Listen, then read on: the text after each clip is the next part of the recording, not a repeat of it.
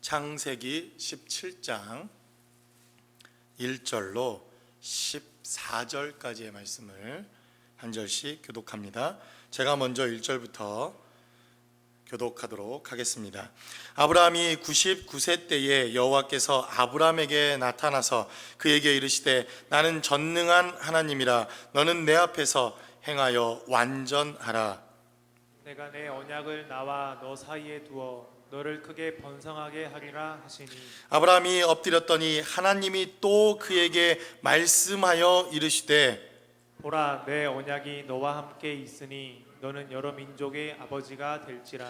이제 후로는 내 이름을 아브라함이라 하지 아니하고 아브라함이라 하리니 이는 내가 너를 여러 민족의 아버지가 되게 함이니라. 내가 너로 심히 번성하게 하리니 내가 내게서 민족들이 나게 하며 왕들이 내게로부터 나오리라. 내가 내 언약을 나와 너 및 내 대대 후손 사이에 세워서 영원한 언약을 삼고 너와 내 후손의 하나님이 되리라.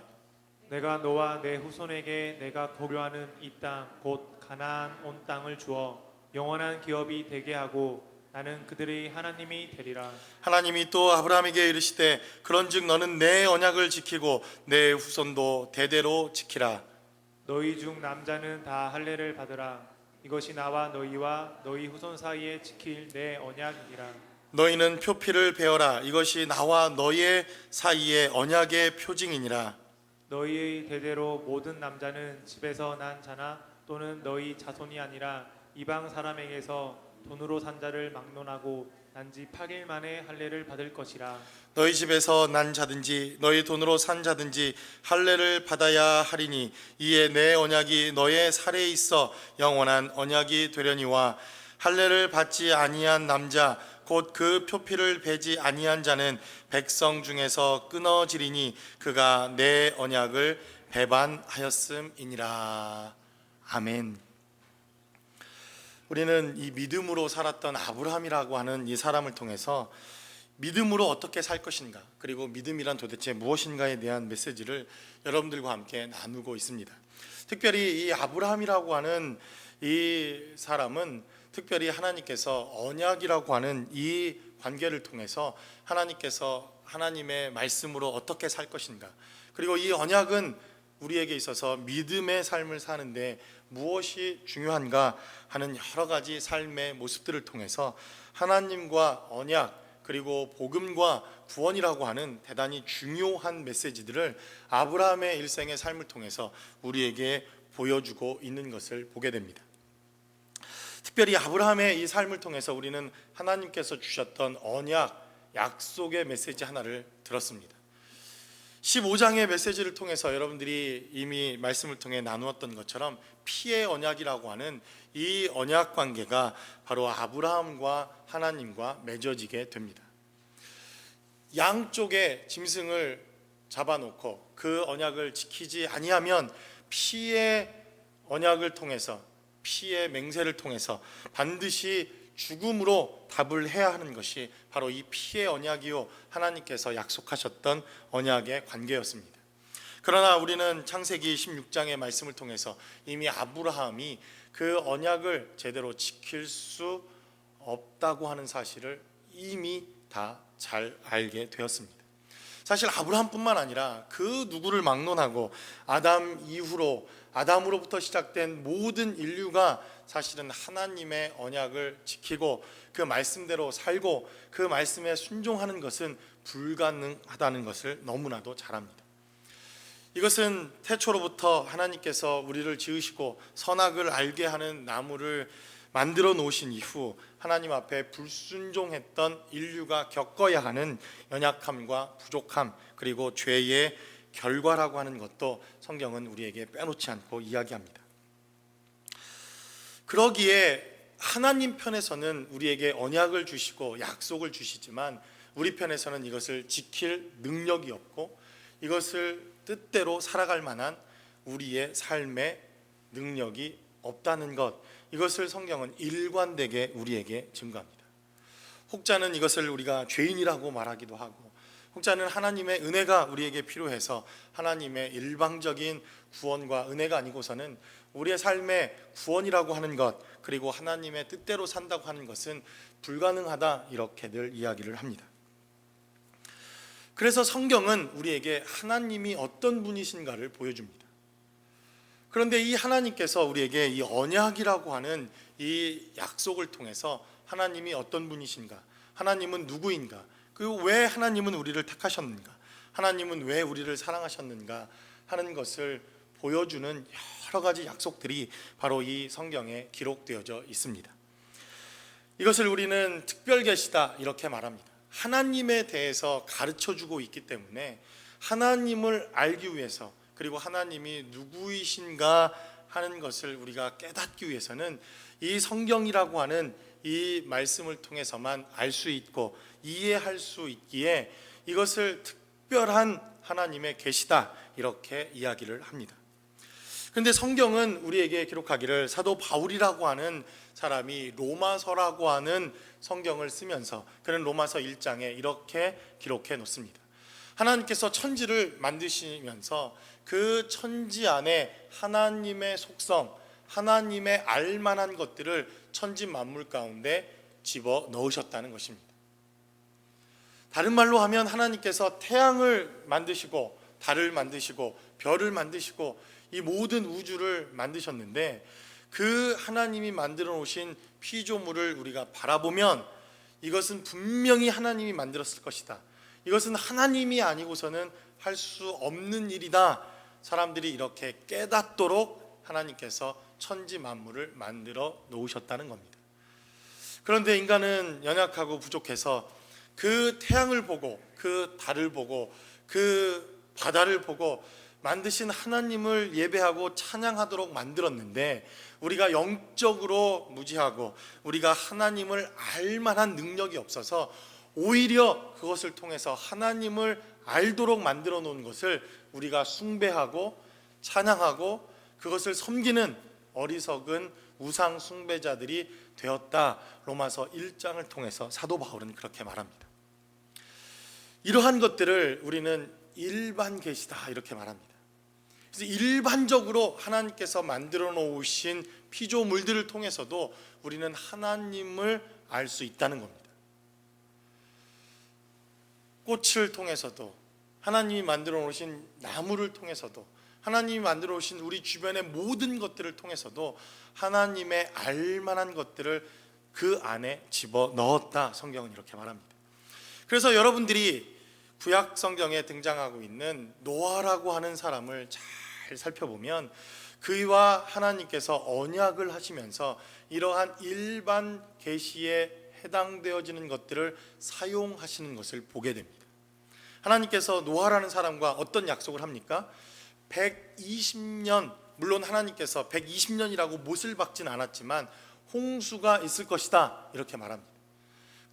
큰 홍수가 있을 것이다 이렇게 하나님께서 말씀을 하신 이후 노아의 방주를 만들게 하시고, 그리고 노아 이외의 8 식구 이외의 모든 사람들은 심판을 받게 하십니다. 노아는 바로 이 하나님이 심판하시는 이 홍수의 심판을 통해서 자연 이치와 하나님이 만들어 오신 피조물을 통해서 하나님의 심판과 하나님의 진노와 하나님의 구원의 메시지를 그가 체험하고 경험하게 됩니다. 그 이후에 또 어떤 약속을 줍니까? 무지개를 통해서 저 무지개가 있는 한 다시는 하나님께서 물로 심판하지 아니하겠다 이렇게 약속합니다. 다 기억하시죠? 창세기에 등장하는 새로운 노아와의 언약 관계를 통해서 하나님은 약속하시고 말씀하시면서 바로 이 천하 만물을 통해서도 하나님은 언약의 약속을 이루어 가시는 것을 보게 됩니다. 그런데 이러한 언약들이 하나님께서 사용하시는 하나님의 사람들, 그리고 이 성경책을 쓴 많은 서신서의 기자들을 통해서 하나님이 어떠한 분이신가를 보여주시고 나타내 주시지만 그들이 체험하고 그들이 기록하고 그들이 경험한 것로만은 하나님의 모든 것을 알려주시기에는 택도 없이 부족하더라는 것입니다. 노아가 체험한 하나님, 노아가 경험한 하나님, 아담이 체험하고 경험했던 하나님, 그가 설명하는 것으로 그를 통해서 나타난 하나님을 우리가 체험하고 경험하지만 그것만으로는 하나님이 어떤 분이신가 하는 것을 설명하기에 충분하지 않더라는 것입니다. 오늘도 마찬가지로 우리는 아브라함이 체험하고 아브라함이 경험하고 아브라함의 삶을 통해서 하나님께서 보여주셨던 하나님을 체험하고 경험하지만 아브라함이 체험한 것만으로는 우리가 하나님의 모든 것을 알 수는 없더라는 것입니다. 그래서 하나님은 끊임없이 자신을 나타내십니다. 이것을 우리가 조금 신학적인 용어로 사용하면 계시다 이렇게 말합니다. 계시. 여러분, 계시 그러면 뭐부터 떠오릅니까? 갑자기 어느 날 가는데 하나님의 음성이 막 들리고 막 앞에서 뭐가 번쩍번쩍하고 무슨 환상이 보이고, 여러분 아마 계시 그러면 이런 것들을 먼저 떠올릴 겁니다. 그러나 원초적으로 계시라고 하는 이 단어는 오직 하나님에게만 사용하는 단어입니다. 하나님이 누구인가, 하나님이 어떤 분이신가, 하나님이 무엇을 말씀하시는가, 하나님은 우리에게 도대체 어떤 상관이 있는가, 그분을 나타내시는 모든 방법, 이것을 우리는 계시라고 말합니다. 그래서 우리가 이 계시를 통해서 하나님은 자신을 조금씩 보여주시기 시작했는데, 바로 아브라함을 통해서도 하나님이 어떤 분이신가를 보여주십니다. 또 어떤 일도 있었습니까? 하나님은 모세를 통해서 또 율법이라고 하는 이 하나님의 말씀을 통해 하나님을 계시하십니다. 모세가 중요한 것, 그리고 율법이 중요한 것은 이전까지 하나님이 어떤 분이신가를 보여주신 것보다 훨씬 더 방대한 분량의 하나님에 대해서 소개하는 것이 바로 모세의 율법입니다. 지금까지는 하나님의 뒷모습만 조금 보았다면 그래도 모세의 율법을 통해서 하나님의 이 등, 뒷모습, 그리고 앞모습도 살짝 볼 수 있을 만큼 하나님의 많은 계시들이 바로 이 모세의 율법을 통해서 전달되어집니다. 그래서 갈라디아서는 기록하기를 바로 이 모세라고 하는 중보자를 통해서, 모세라고 하는 이 사람을 통해서 하나님께서 계시를 하시는데 천사의 손을 의탁하여 모세에게 율법을 전달하시고 하나님을 나타내셨다는 것입니다. 그런데도 어떠합니까? 하나님을 다 아는 것이 불가능합니다. 완전하지 않습니다. 완벽하지 않습니다. 하나님에 대해서 온전히 설명하기에는 너무도 부족합니다. 율법이라고 하는 그것만을 가지고 하나님이 어떤 분이신가 설명하기에는 여전히 부족하다는 것입니다. 그래서 누가 오셔야만 했습니까? 하나님의 아들이 오셔야만 했습니다. 천사를 통해서 모세에게 전해준 이 율법이라고 하는 이것도 하나님에 대해서 많은 부분들을 가르쳐주고 하나님이 어떤 분이신가를 공개했지만 여전히 부족한 것이 있습니다. 무엇이 부족합니까? 모세의 율법을 가지고는 그 누구도 구원을 얻을 수가 없습니다. 그 누구도 용서를 받을 수가 없습니다. 그 누구도 구원에 이를 길이 없다는 것입니다. 그런데 바로 이 예수 그리스도라고 하는 하나님의 아들이 나타나셔서 하나님은 그 아들을 통해서 직접 하나님이 어떤 분이신가를 전부 다 우리에게 보여주셨습니다. 아들을 보기만 하면 하나님이 어떤 분인가 정확하게 알 수 있도록 하나님께서 아들을 통해서 계시를 하셨다는 것입니다. 아마 여러분들도 처음 저희 교회에 오신 분이 혹시 있을지 모르겠지만 아버지와 아들을 보면 안 봐도 누구 아버지인지 누구 아들인지 금방 표시나지 않습니까?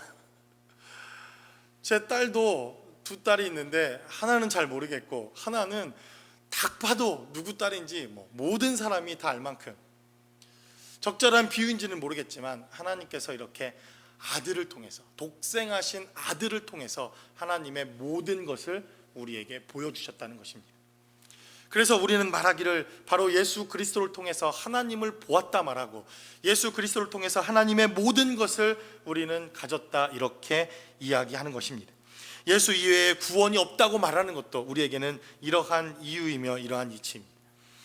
그러나 하나님께서는 이러한 언약의 약속을 우리에게 계속 보여주시기 위해서 이렇게 언약을 갱신하시고 계시를 더욱더 우리에게 나타내 주시며 그 계시를 통해서 하나님의 하나님 되심을 나타내 주셨다는 것입니다. 비록 아브라함이라고 하는 이 사람이 하나님의 약속과 계시를 지키지 못해서 이 언약은 파괴되어지고 이 약속은 그냥 아브라함과 하나님 사이에서 더 이상 약속의 관계로 이루어질 수 없는 파기되어진 언약적 관계를 맺게 됩니다. 그런데 하나님께서는 우리에게 끊임없이 계시를 통해서 하나님이 어떤 분이신가를 보여주시고 가르쳐 주셨던 것처럼 이제 지키지 못했던 이 언약을 다시 아브라함과 갱신하시고 이 언약을 지킬 수 있도록 이 언약을 통해서 하나님을 만날 수 있도록 하나님께서 또 다른 언약의 약속을 이어가십니다. 비록 아브라함이 언약을 지키지 못했지만 다시 언약을 맺으시고 이루시기 위해 하나님의 은혜가 있었다는 것입니다. 우리는 이 약속의 말씀을 통해서 비록 우리도 이 언약적 관계가 깨어지고 이 언약을 잃어버리고 이 언약을 기억하지 못하고 아니 믿지 못하여서 하나님이 어떤 분이신가를 우리가 다 이해하지 못하더라도 하나님께서 우리에게 주시는 이 언약의 약속을 통해서 우리가 깨닫게 되어지고 알아갈 수 있고 우리가 경험하게 되는 하나님의 은혜는 무엇인지 본문의 말씀을 통해서 함께 나누어 보기를 원합니다. 첫 번째로 본문은 우리에게 기억하기를 이 깨어진 언약의 관계가 다시 이루어지기 위해서는 우리가 죄값을 치르는 것이 마땅하다는 것입니다. 죄의 값을 치루어야만 다시 한번 하나님과의 언약과 하나님과의 약속이 갱신되어진다고 하는 사실을 성경은 우리에게 증거합니다. 1절의 말씀을 우리 한번 보도록 하겠습니다. 아브라함이 99세 때에 여호와께서 아브라함에게 나타나서 그에게 이르시되 나는 전능한 하나님이라 너는 내 앞에서 행하여 완전하라 이렇게 말합니다. 창세기 16장을 통해서 우리는 아브라함이 자신의 힘과 능력과 자신의 권세로 아들 하나를 낳습니다. 그 아들이 누구입니까? 이스마엘이라고 하는 아들입니다. 하나님께서 분명히 아브라함에게 약속하기를 너는 내 자손에서 내 씨에서 너의 와이프에게서 아들을 낳을 것이다 이렇게 약속했는데 아브라함은 10년이 지나고 난 이후 그 힘과 그 능력으로 자신의 권세로 자신이 할 수 있는 힘으로 아들을 낳습니다. 그것이 우리가 지난 시간 말씀을 통해 나누었던 이스마엘이라고 하는 아들입니다. 그래서 갈라디아서는 기록하기를 이 이스마엘이라고 하는 아들을 뭐라고 비유합니까? 율법이다 이렇게 말합니다. 왜 이것이 율법입니까? 내 힘으로 할 수 있고 내 능력으로 감당할 수 있고 내 능력으로 구원을 이루고 언약을 이룰 수 있다고 착각하여 믿는 것, 이것이 율법이라는 것입니다. 그래서 이스라엘 백성들은 율법을 지킵니다. 율법을 행합니다. 율법에 순종합니다. 율법대로 살아가지만 그러나 이들에게 있어서 이 율법이 완전하지 못한 것은 바로 이 율법에는 절대로 용서가 없기 때문에 그렇습니다. 여러분들이 지금까지 이 율법을 다 지켜왔다가도 한 가지만 지키지 않으면 그냥 사형입니다. 도대체 이런 법이 어디 있습니까? 이러한 율법 때문에 사실 예수 그리스도가 이 땅에 와야 하는 이러한 언약의 갱신이 필요하다는 것을 성경은 이렇게 증거합니다. 그런데 아브라함도 하나님의 말씀을 어겼더니 그의 삶에 있어서 죄값을 치르는 시기가 있었다. 성경은 이렇게 기록합니다. 그것이 무엇입니까? 바로 1장의 1절에 기록된 대로 아브라함은 무려 14년 동안 하나님의 임재와 하나님의 역사와 하나님의 음성을 듣지 못하는 시기를 그는 거쳐오게 됩니다. 창세기 16장을 통해서 그는 85세 때에 이스마엘이라고 하는 아들을 낳게 됩니다. 그 아들을 통해서 그는 후사를 잇고자 했지만 하나님께서는 그를 내쫓으라 말씀하시고 이제 99세가 되는 이때에 하나님께서 나타나셨다는 겁니다. 무려 14년 동안 하나님의 언약이 파괴되어지자 아브라함과 하나님은 함께 동행할 수 없는 그러한 시기가 되었다, 성경은 말합니다. 하나님의 임재가 떠나는 징벌이, 하나님의 임재가 그의 삶의 자리에 없는 시기가 무려 14년이 되더라는 것입니다. 여러분, 하나님의 임재가 떠났다고 하는 것은 무엇입니까? 하나님이 더 이상 아브라함을 축복하지 않는다는 것을 의미합니다. 하나님의 임재가 떠났다고 하는 것은 더 이상 하나님께서 우리의 기도를 듣지 않는다는 것을 의미합니다. 하나님께서 임재하지 않는다는 것은 어떠한 예배에도 하나님께서 응답하시지 않는다는 것을 의미합니다. 하나님의 보호가 떠났다는 것을 의미합니다. 우리가 아무리 주님 앞에 예배하며 하나님 앞에 헌신해도 하나님은 더 이상 우리와 상관없다고 하는 것을 우리에게 증거하시고 있다는 것입니다. 이것이 바로 하나님이 우리를 버린 것이요, 하나님이 우리를 떠난 것이요, 이러한 14년의 시간들을 아브라함은 보내야만 했다는 것입니다. 차라리 하나님께서 아브라함의 경제적인 것들에게 문제를 두어서 아브라함을 징벌하신 것이 훨씬 나았을지도 모릅니다. 차라리 건강을 하나님께서 해치셔서 아브라함이 그것을 깨닫고 하나님 앞에 부르짖으며 하나님의 삶의 말씀으로 돌아오는 것이 훨씬 좋았을지도 모를 일입니다. 그런데 무려 14년 동안 하나님은 아브라함의 음성과 아브라함의 기도와 아브라함의 예배를 받지 아니하시고 하나님께서 떠나신 것, 이것이 바로 아브라함이 체험하고 경험했던 하나님의 징벌입니다. 여러분들이 하나님의 음성을 듣지 못하고 있다면, 하나님의 음성이 여러분들에게 들려오고 있지 않다면, 모든 것이 그렇다 이야기할 수 없지만 우리는 우리의 삶에서 어떠한 하나님의 언약과 하나님의 약속을 우리가 떠나 삶을 살고 있는가 생각해 볼 필요가 있는 것 같습니다. 바로 이 14년 동안 아브라함은 부르짖고 또 기도하며 하나님 앞에 매달려 봤지만 어떠한 환경과 어려움 속에서도 더 이상 하나님은 응답하시지 않습니다. 하나님은 떠나셨고 더 이상 듣지 아니하실 뿐만 아니라 아브라함을 보호하시지도 않고 더 이상 하나님과 아브라함의 삶에 있어서 하나님께서는 완전히 버리신 것 같은 이러한 삶의 여정이 있더라는 것입니다. 누가 이러한 하나님의 버림과 그리고 떠남을 체험하고 경험합니까? 바로 예수 그리스도께서, 그분이 하나님의 임재와 하나님께서 버리신 것이 무엇이라고 하는 것을 체험하고 경험합니다. 예수님께서 이 땅에 우리의 모든 죄와 허물을 사하시기 위해서 그는 십자가를 지시고 그가 십자가에 매달리던 그 순간 인류의 모든 죄악이 하나님 앞에 옮겨지게 됩니다. 그때 바로 예수 그리스도께서 영원 전부터 지금까지 하나님의 임재와 하나님과 동행하던 삶을 살아오던 바로 그의 삶이 하나님과 단절되는 시간이 바로 십자가입니다. 저와 여러분들의 죄가 예수 그리스도에게 옮겨지는 바로 그 시간, 인류의 모든 죄악들이 예수님께 옮겨졌던 바로 그 시간, 하나님의 아들이셨지만 그분은 하나님과의 단절을 체험하고 경험합니다. 그리고 바로 그때에 하나님이셨던 바로 예수님께서도 이렇게 고백하십니다. 엘리 엘리 라마 사박다니, 나의 하나님 나의 하나님 왜 나를 버리시나이까. 이것이 바로 하나님의 임재가 떠났다는 것입니다. 더 이상 하나님과 함께 할 수 없다는 그러한 고백입니다.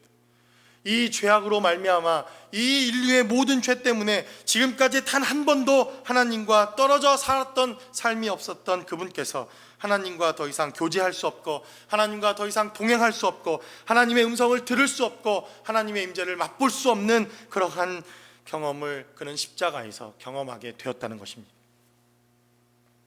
이것이 바로 우리가 하나님의 언약을 떠났을 때 치러야 하는 죄악이요, 하나님의 언약이 없을 때 우리가 경험케 되어지는 심판의 결과더라 성경은 이렇게 증거합니다. 이러한 대가를 지불하기 위해서 바로 예수 그리스도께서 저와 여러분들을 위해서 이 땅에 오셨다고 하는 것을 성경은 일관되게 일관성 있게 우리에게 증거하고 있습니다. 이러한 죄값이 반드시 치러져야 하나님과의 또 다른 언약의 문제들이, 또 언약의 갱신이 시작되어진다. 성경은 이렇게 증거합니다. 두 번째로 본문은 기록하기를 또 다른 언약의 갱신을 위해서 하나님께서는 우리의 이름을 바꾸셔야만 했다는 것입니다. 5절 말씀을 한번 보도록 하겠습니다. 이제후로는 내 이름을 아브람이라 하지 아니하고 아브라함이라 하리니 이는 내가 너를 여러 민족의 아버지가 되게 함이니라 라고 말합니다. 하나님께서 아브라함과 이 언약을 갱신하시고 이 언약을 다시 이루기 위해서 하나님께서 두 번째 하신 일은 아브라함의 이름을 바꿔주는 일입니다. 그는 아브람이라고 하는 이름이었습니다. 아브람, 무엇입니까? 아비라는 뜻입니다. 좋은 아버지, 좋은 아버지라는 뜻을 그는 가지고 있었습니다. 그런데 하나님께서 아브라함에게 나타나셔서 너는 이제 아브람이라고 하지 말고 아브라함이라고 해라. 별반 다른 것이 없는 것 같은데 이 아브라함이라고 하는 이 이름은 열국의 아버지라고 하는 뜻입니다. 열국의 아버지, 지금은 그 이전까지는 단수의 아버지, 그냥 우리 가정의 아버지, 나의 아버지, 우리 가문의 아버지라고 불리워졌던 이름이라면 이제는 모든 민족의 아버지, 모든 열방의 아버지, 모든 열국의 아버지라고 하는 이 이름으로 바꾸라는 것입니다. 무엇을 의미합니까? 아브라함이라고 하는 이 좁은 시각으로는 결단코 하나님의 새로운 언약을 갱신할 수 없다는 것입니다. 다른 말로 하면 아브람이라고 하는 이 이름으로는 결단코 이 하나님의 언약과 약속을 이해할 수도, 바라볼 수도, 그리고 갱신할 수도 없다. 성경은 이렇게 말합니다. 아브라함이라고 하는 더 큰 비전, 더 큰 꿈, 더 큰 성숙함, 더 신앙으로 살아져야만 하는 이 이름을 소유해야만 그가 이 하나님의 언약을 체험하고 깨닫고 지킬 수 있다고 하는 것을 성경은 우리에게 증거합니다. 여러분 이해가 되십니까? 아브라함으로 사는 것도 힘든데, 아브라함이라고 하는 이름으로 사는 것도 힘겹고 어려운데, 아브라함이라고 하는 사람 이름으로 살아야만 그가 언약과 비전과 꿈을 갱신하고 하나님의 은혜 가운데 거할 수 있게 되었다는 것입니다. 그래서 하나님께서는 이 이름을 바꾸는 것으로 아브라함의 시각을 바꾸시고 생각을 바꾸시고 삶을 바꾸기 시작했다는 것입니다. 저와 여러분들이 바로 이러한 이름이 바뀌기 이전 우리는 하나님을 알고, 그리고 그 이전에 불리어졌던 이름으로 하나님을 부를 수 있었던 가장 높은 이름, 가장 위대한 이름이 있었다면 그것은 하나님의 종이라고 하는 이름입니다. 율법이라고 하는 이 말씀을 통해서 우리에게 붙여질 수 있는, 우리에게 불리워질 수 있는 하나님과의 가장 가까운 이름은 하나님의 종이라고 하는 이름입니다. 하나님의 종이라고 하는 이름으로만 불려줘도 저와 여러분들은 성공한 인생이 될 수 있었습니다. 그것이 바로 구약의 말씀을 통해서, 그리고 율법을 통해서 우리에게 불리워졌던 이름이었다는 것입니다. 하나님의 종만 돼도 얼마나 위대하고 영광스러운 이름이었는지 모릅니다. 그러나 우리의 이름이 바뀌어집니다. 언제 바뀌어집니까? 우리의 이름이 바로 예수 그리스도가 우리의 모든 죄와 허물을 사하시고 그가 죄값을 치르자 우리의 이름이 바뀝니다. 어떻게 바뀝니까? 종에서 아들로 바뀝니다. 종에서 딸로 바뀝니다. 종에서 하나님의 자유한 자유자로 이름이 바뀌게 되었다는 것입니다. 이렇게 하나님께서 우리의 이름을 바꾸시지 아니하면, 우리의 시각을 바꾸시지 아니하면, 우리의 삶을 전부 바꾸지 아니하면 하나님의 언약과 하나님의 약속과 전혀 상관없는 삶을 살 수밖에 없다는 것입니다. 우리도 이전에는 바로 예수 그리스도를 통해서 주신 하나님과 전혀 상관없는 삶을 살았던 사람이었습니다. 그러나 어느 날 바로 예수 그리스도께서 저와 여러분들의 모든 죄와 허물을 지셨던 그 십자가 때문에 우리도 모르는 사이, 우리도 알지 못했던 그 하나님의 능력으로 어느 날 저와 여러분들의 이름이 바뀌게 되었다는 것입니다. 하나님의 아들로, 하나님의 딸로 죽을 수밖에 없었던 죄인의 모습에서 이제는 하나님의 영생을 소유한 상속자의 이름으로 우리의 삶의 자리가 바뀌게 되었다는 것입니다. 이것을 깨달았던 사도 바울은 그는 빌립보라고 하는 이러한 교회에 편지하면서 그는 하나님의 이름에 대해서 편지를 씁니다. 지금까지 하나님께서 주셨던 많은 이름들이 이 땅에 있었다는 것입니다. 위대한 왕의 이름, 위대한 영웅들의 이름, 위대한 이름을 빛냈던 수많은 사람들의 이름이 있었고, 그리고 하나님께서는 천사를 통해서 하나님의 이름을 계시하시고 우리에게 가르쳐 주셨다는 것입니다. 어떤 이름들이 있었습니까? 여호와 이레, 여호와 니시, 여호와 라파와 같은 이러한 하나님이 천사를 통해서 우리에게 주셨던 이름들이 있었다는 것입니다. 그 이름을 통해서 병도 낫고, 그 이름을 통해서 나라들도 이기고, 그 이름을 통해서 홍해가 갈라지기도 하고, 그 이름을 통해서 여러분 어떤 일도 있었습니까? 태양이 멈추어지는 이러한 일들도 있었습니다. 하나님께서 이렇게 천사들을 통해서 주신 이름을 통해서도 나라들을 이기기도 하고, 하나님의 역사를 나타내시기도 하고, 하나님의 능력을 보여주셨다는 것입니다. 그런데 사도 바울은 빌립보 교회를 통해서 우리에게 말합니다. 그러나 이제 우리는 종의 이름을 소유한 것이 아니라 바로 아들의 이름, 그리스도의 이름, 바로 하나님 그 자신 되신 그 아들의 이름을 소유하게 되었다는 것입니다. 그래서 지금까지 있었던 모든 이름들이 그 이름 앞에 무릎 꿇고 그 영광스러운 그 이름, 보좌에 있는 그 이름을 소유한 자들마다 그 이름 때문에 우리는 하나님의 자녀가 되었다고 하는 메시지 하나를 증거합니다. 그래서 우리는 그 이름 때문에 하나님의 아들이 되었고 하나님의 자녀가 되게 되었다는 것입니다. 바로 아브라함도 이제는, 지금까지는 아비가 되기를 원했고 좋은 아버지가 되기를 원했지만, 그러나 그 이름으로는 하나님의 꿈을 이루기에, 하나님의 비전을 이루기에, 하나님의 약속을 이루기에는 적당하지 않은 이름이었다는 것입니다. 그래서 하나님은 아브라함에게 아브라함이라고 하는 새로운 이름을 부여하십니다. 새로운 꿈을 주시고 비전을 주시고 새로운 이름을 통해서 하나님의 꿈을 그가 이루도록 그의 삶의 자리를 부르셨다는 것입니다. 마지막으로 성경은 기록하기를 이 언약이 아브라함에게 이루어지기 위해서, 아니 이 언약이 우리에게 이루어지기 위해서 아브라함은 죽어야만 이 이름이, 이 약속이, 하나님의 은혜가 그의 삶의 자리에 성취되어지고 새로운 언약의 관계가 시작되어진다고 이야기합니다. 그것이 무엇입니까? 9절 말씀 이유를 통해서 우리에게 보여주고 있는 할례라고 하는 약속입니다. 여러분들이 아무리 구약 성경을 잘 뒤져봐도 아브라함 이전에는 하나님께서 할례에 대한 약속을 주신 적이 없습니다. 이 할례라고 하는 이 약속은 오직 아브라함 때부터 시작됩니다. 그래서 할례에 대한 약속을 여러분들이 보시려고 창세기 1장 1절부터 아무리 찾아봐도 이 약속은 이 아브라함, 특별히 창세기에 기록되어져 있는 이 17장의 말씀에서부터 시작되는 것을 보게 됩니다. 할례, 쉽게 얘기해서 무엇입니까? 남자들의 포경 수술을 의미하는 그러한 수술입니다.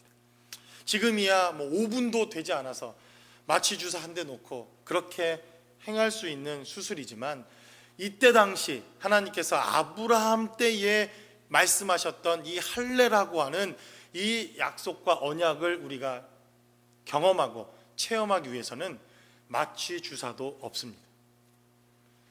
사람의 몸에 있어서 가장 민감하고 가장 아픈 그곳을 돌칼로 이겨서 그 생사를 찢어내야 되는 것이 할례입니다. 단순한 외과 수술이 아니라 피를 흘려야 하고 고통을 참아야 하고, 아니 오히려 죽는 것이 나을 수 있는 그러한 외과적 수술이 바로 이 할례라고 하는 것입니다. 원하시는 분이 있으면 아브라함이 체험했던 이 할례를 제가 한번 해드리겠습니다. 나는 정말 하나님의 말씀을 체험하면서 살고 싶다, 그런 분이 계시다면 오십시오. 제가 돌칼을 열심히 잘 만들어서 아마 아브라함이 받았을 것 같은 할례를 여러분들에게 해드리겠습니다. 그 누구도 원치 않겠죠. 이 할례는 그래서 죽음을 의미합니다. 그냥 죽는 것을 의미합니다. 그런데 하나님께서 아브라함에게 나타나신 시점을 우리는 잘 생각해 볼 필요가 있습니다. 아브라함 나이 99세 때에 하나님께서 다시 나타나셨다는 겁니다. 왜 그렇습니까? 아브라함이 이젠 더 이상 자신의 힘과 능력과 자신의 경력으로 아들을 더 낳을 수 없는 그때에 하나님께서 나타나신 것입니다. 그 나이가 언제입니까? 99세입니다. 그래서 하나님께서 아브라함에게 아들이 있을 것이다 이렇게 이야기했더니 웃습니다. 사라도 웃고 아브라함도 그 말을 믿지 못합니다. 왜 그렇습니까? 자신이 너무 잘 알기에 더 이상 우리는 육체적으로 이 아들을 낳을 수 없다는 것을 그들이 너무 잘 알기에 하나님께서는 바로 이때 나타나신 것입니다. 아브라함이 만약 100세에도 110세에도 120세에도 그가 아들을 낳을 수 있는 몸을 가졌다면 하나님은 안 나타나셨을 겁니다. 그리고는 아브라함도 스스로 알고 그 아내도 알고 모든 사람이 이제 더 이상 아브라함은 아들을 낳을 수 없다 이렇게 선언했던 바로 그때에 하나님은 나타나셔서 두 번째로 아브라함이 죽었음을 확인하는 언약, 그것이 무엇입니까? 할례입니다. 이미 죽은 육체를 또다시 돌로 이겨서 그가 죽었음을 완전히 다시 한번 확인하고 선언하고 선포하는 약속, 그것이 할례입니다. 죽은 그곳에 확인 사살을 하는 언약, 그것이 할례라는 것입니다. 성경은 그래서 우리에게 이야기하기를 17장 14절의 말씀을 통해서 할례를 받지 아니한 남자 곧 그 표피를 베지 아니한 자는 백성 중에서 끊어지리니 그가 내 언약을 배반하였음이니라 라고 말합니다. 내가 아들을 생산해낼 수 있는 능력이 있습니다. 여전히 아들을 낳을 수 있고 여전히 자식을 낳을 수 있는데 할례를 받지 아니하면 하나님께서 내치고 끝내겠다는 겁니다. 내 힘과 내 능력으로 내 권세로 내 정력으로 아들을 만들어낼 수 있음에도 불구하고 하나님이 없이 하겠다 말씀합니다. 그러나 이미 몸이 죽었습니다. 그리고 할례를 통해서 죽었음을 확인했습니다. 그런데도 하나님이 은혜로 주시는 자식, 이게 무엇입니까? 이것이 바로 복음이요, 이것이 바로 부활이요, 이것이 바로 죽음을 통과한 자들만이 체험할 수 있는 하나님의 은혜요 부활이라고 하는 사실을 성경은 우리에게 증거하고 있습니다. 그래서 죽었지만 하나님께서 우리를 살리시는 것입니다. 그래서 십자가를 통해서 그분이 죽으셔야만 우리는 부활이라고 하는 놀라운 생명을 체험하고 경험하게 되는 것입니다. 아브라함은 그래서 이미 자신의 육체가 죽었을 뿐만 아니라 할례라고 하는 이 죽음의 의식을 통과하고 난 이후 그는 부활을 체험하고 하나님이 생명을 주시는 것을 경험했을 뿐만 아니라 이 언약을 통해서 하나님의 언약을 이루시게 하는 놀라운 축복의 역사를 체험케 하고 경험케 합니다. 여러분들이 여전히 복음에 대해서 잘 깨닫지 못하고 복음에 대해서 알지 못하고 있다면 여러분들이 아직 죽어본 경험이 없기 때문에 그렇습니다. 여러분들이 하나님을 만나기 위해서 바로 예수 그리스도와 함께 여러분들의 모든 죄악과 옛사람의 모습은 죽는 것이 필요합니다. 그래서 우리는 로마서 6장을 통해서 이렇게 고백합니다. 나의 모든 옛사람, 나의 모든 죄, 나와 상관없었던, 하나님과 상관없었던 나의 모든 옛사람은 이제 그리스도와 함께 장사되어지고 죽는다. 이것이 바로 우리가 말하는 침례의 의미. 그리고 우리는 무엇을 고백합니까? 바로 예수 그리스도와 함께 살아났다고 하는 것을 고백하는 것, 이것이 바로 진짜 침례 혹은 세례의 의미더라 하는 것입니다. 그래서 여러분들이 그리스도의 십자가와 하나님의 언약과 하나님의 사랑을 보다 더 잘 이해하기 위해서 여러분들은 반드시 십자가에서 죽어야 하는 경험이 필요합니다. 이 경험이 있어야 하나님께서는 저와 여러분들을 아들이다 이렇게 말하며 그때부터 그리스도인이 되는 것입니다. 이것을 성경은 복음이라고 말하며 바로 아브라함이라고 하는 이 사람이 그의 육체를 통해서 그는 죽음과 부활이라고 하는 이 첫 생의 삶을 시작한 것으로 아브라함은 믿음이라고 하는 이 삶의 여정을 시작하게 되었다는 것입니다. 그래서 성경은 요한복음의 말씀을 통해서 아브라함이 바로 이 예수 그리스도가 올 것을 멀리서 바라보면서 그를 환영하고 기뻐했다, 성경은 이렇게 말합니다. 나를 위해서 죽으시고 내가 이렇게 죽었던 것처럼 모든 죄를 위해서 죽으실 그분을 바라보며 아브라함은 기뻐하고 즐거워하고 또 바라보다가 그는 기쁨으로 자신의 삶을 마감했더라, 성경은 이렇게 증거합니다. 우리는 이것을 복음이라고 말하고 우리는 이것을 하나님의 은혜라고 말합니다. 그래서 이 언약이 우리 가운데 성취되어지고 이것 때문에 이제 우리는 하나님의 자녀가 되었다고 하는 이 믿음의 고백 때문에 우리와 아무런 상관이 없음에도 불구하고 하나님과 저와 여러분들은 새로운 언약의 관계를 통해서 하나님의 자녀가 되었다는 것입니다. 이것이 바로 하나님께서 할례라고 하는 이 사건을 통해서 아브라함을 하나님의 자녀로 만드시고 하나님과 동행하는 삶으로 부르시는 부르심입니다. 그래서 여러분들이 이제 할례라고 하는 이 언약이 구약 성경에 계속해서 등장하는 것을 보게 되면 이 할례는 죽음과 직간접적으로 연관되어진 사건과 함께 할례가 등장을 하게 됩니다. 앞으로 이 아브라함의 이야기를 떠나서 이제 야곱과 또 이삭이라고 하는 이 후대의 아브라함의 자녀들 때에 할례에 대한 언약이 나타나는 것을 보게 됩니다. 그때 딸 디나 때문에 세겜이라고 하는 족속과 문제가 생겼을 때 이들은 할례라고 하는 이 약속을 통해서 세겜 자손들을 완전히 죽여버리고 멸하게 되는 일이 일어납니다. 여러분, 또 할례와 어떤 사건이 있습니까? 모세가 히브리인이었지만 할례를 받지 않았습니다. 그러자 하나님께서는 모세를 부르셨음에도 불구하고 그 모세를 죽이려 하는 일이 성경에 등장합니다. 여호수아서를 통해서 우리는 여리고라고 하는 이 성 앞에서 할례를 받고 있고 당장 적들이 쳐들어오면 죽음 앞에 내몰려 있는 이스라엘 백성들의 그 지독한 외과 수술을 한 명도 아니고 수백만 명이 행하고 있는 죽음의 현장 속에서 부활이라고 하는, 승리라고 하는 하나님의 역사를 체험하고 경험하게 됩니다. 이것이 바로 그래서 복음이요, 이것이 바로 부활의 예표요, 부활의 능력이 되더라는 것입니다.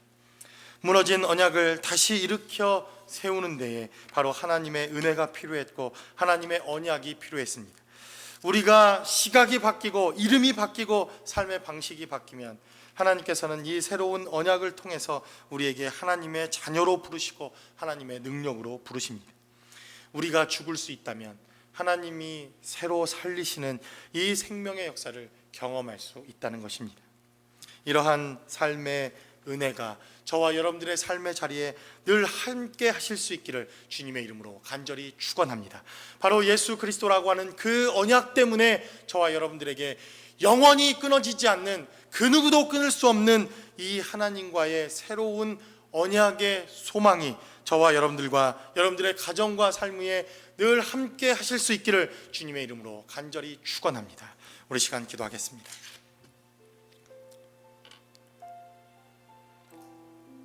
우리 시간 기도할 때 하나님 편에서 주시는 이 언약은 결단코 실패와 실수가 없습니다. 그러나 우리가 너무 연약해서, 우리가 아직도 하나님의 말씀을 깨닫지 못해서, 그분을 온전히 사랑하지 못해서 할 수 없이 우리가 죄악 때문에 이 언약을 배반하고 이 언약의 말씀을 믿지 못할 때가 많이 있습니다. 그러한 삶의 자리가 있다면 하나님, 새롭게 다시 언약이 갱신될 수 있게 달라. 언약의 메시지가 새롭게 변화되어지고 새롭게 되어지는 그러한 역사가 우리의 삶의 자리에 있게 달라고, 우리 시간 하나님이 떠난 자리, 하나님이 없는 우리의 삶, 하나님과 동행하지 못했던 우리의 삶의 여정에 하나님께서 함께 하시는 은혜가 다시 한번 우리 가운데 있게 해달라고 우리 시간 다 같이 한 목소리로 기도하겠습니다.